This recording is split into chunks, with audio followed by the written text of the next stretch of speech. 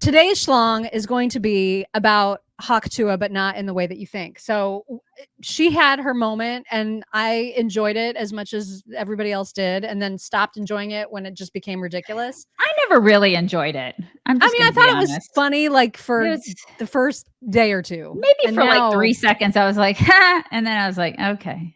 And now it's like she continues to get on shows, even as shows as big as Bill Maher's show. So he had her on. We have a couple clips to share. The second one of which is going to be the foundation for our discussion for today's schlong, because it's getting a lot of controversy around it.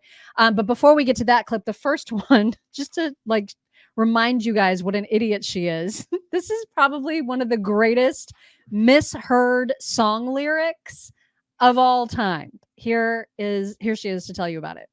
All right, so you listen to Taylor Swift, and who else? Who else is Have you heard of Tate McRae? Do you listen to a lot of rap? I mean, here and there, like old rap, though. I don't listen to much new rap. What's old to you, old rap? To me, it's Let's see. Jay-Z and Tupac. No? You've heard of Jay-Z. Yeah, and Tupac. I've heard of both of them. I just don't listen to them like that. Yeah. Besides that one song Jay-Z's in. It's like, concrete jungle, wet dream tomato. You know, about New York. Wet dream tomato? That's not really what it says, but that's what it sounds like, and that's what I know it by. Wet dream tomato. That's concrete jungle, wet dream tomato. I mean, sorry, but that is awesome. Wet dream tomato? That's the best. Eddie, I love it.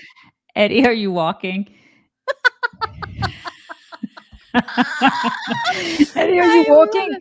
If you guys are unfamiliar with the song, it's Concrete Jungle, where what dreams are made of, not Wet Dream Tomato. Of course, it's Wet Dream Tomato to her. Okay, I think the fact that he had her on is completely creepy. Well, we haven't even gotten to the creepy yet. If you go to mypillow.com/chicks and use code chicks, huge sales right now still during their $25 extravaganza-thon. And look what we discovered today. So cool. They have smooth toe compression socks in every possible length, you guys. The no-shows, the low cuts, the quarter cuts, the knee highs, they've got them all. So if you like that feeling of having your leggies or your feetsies squeezed. I like the squeeziness. Who doesn't all about like that? Well, some people don't, but I am all about the squeeziness. So you guys, compression socks are life. Especially if you have to fly. It's just always a good idea to wear them. I like how they have the no-show ones. I know. All about that. And they're so cheap. Like right now, they're on such huge sale. And again, when you use promo code chicks, mypillow.com/chicks, you're going to get these amazing deals on all of the socks. Yeah. So why would you not? Why would you not want to do that? Support Mike Lindell. Seriously, do it. Use code chicks, mypillow.com/chicks. Do it today. So yeah, he's creepy. The reason that he is being accused of being creepy is because of this next clip.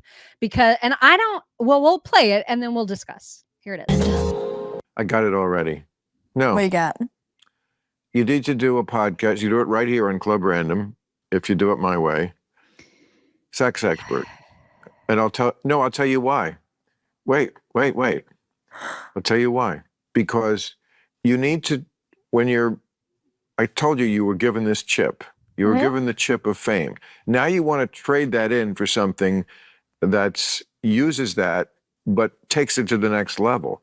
You have to trade on what you're already known for. That's the one thing you're known for.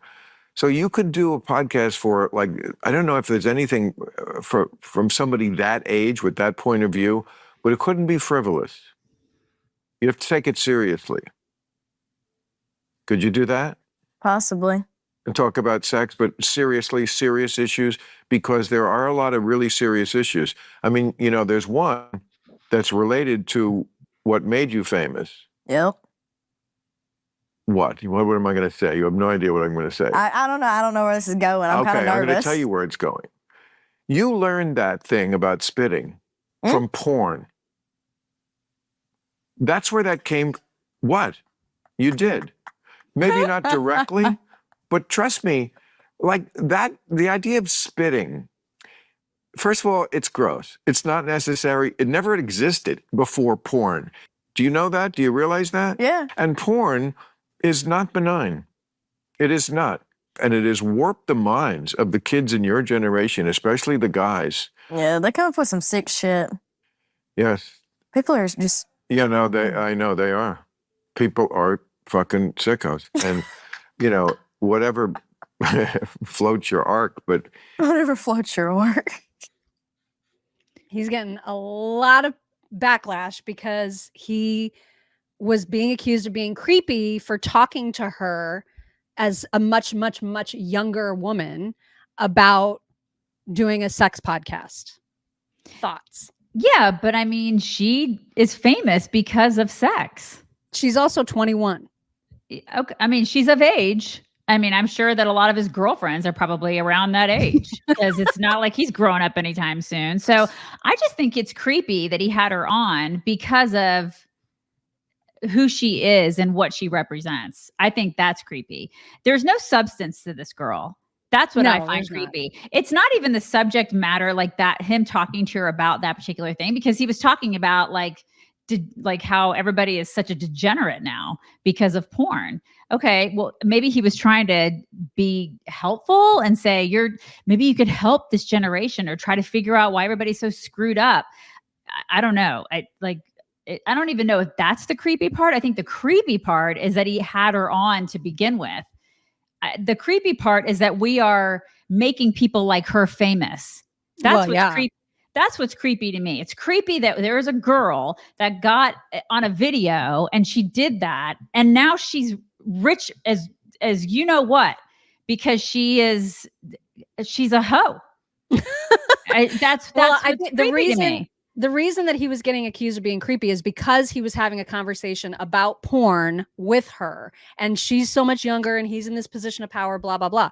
I actually think his advice, although completely misguided, was not terrible. He was saying, here's how you should take advantage of the ridiculous fame that you have right now. Here's an idea. He obviously does not know that there's a Call Her Daddy podcast, which has been doing exactly that forever. Yeah. But I mean, even if he didn't know that, he's saying there's a niche that you could fill, and here's what you should do. And I will even help you do it if you take it seriously, which if she turns that down, she's a moron. The problem is she's not nearly smart enough to do the kind of podcast he's suggesting. No.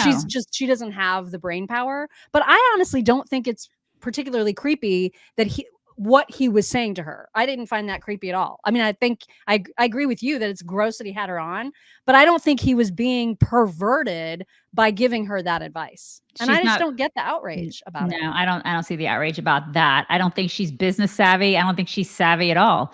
No. I just think she's a country girl that's been thrown into, and it's just, she's sort of a microcosm for girls who are kind of trashy. Yeah. And I have a young girl, and I don't want her anywhere near this crap. And I'm not even a prude. I'm not. But I just don't like it when we glorify this crap. I don't like it. It makes girls look stupid. It makes girls look vapid and shallow. And we're better than that. We're better. And why is he so intent on helping her? Why did he have her on the show? Why does he want to hire her to do a podcast on his platform? Like, why? I don't think it would. He's creating something that would never work because she could never do a serious show. No. There's no way. I don't think she's capable of even doing a show. She's as deep as the kiddie pool.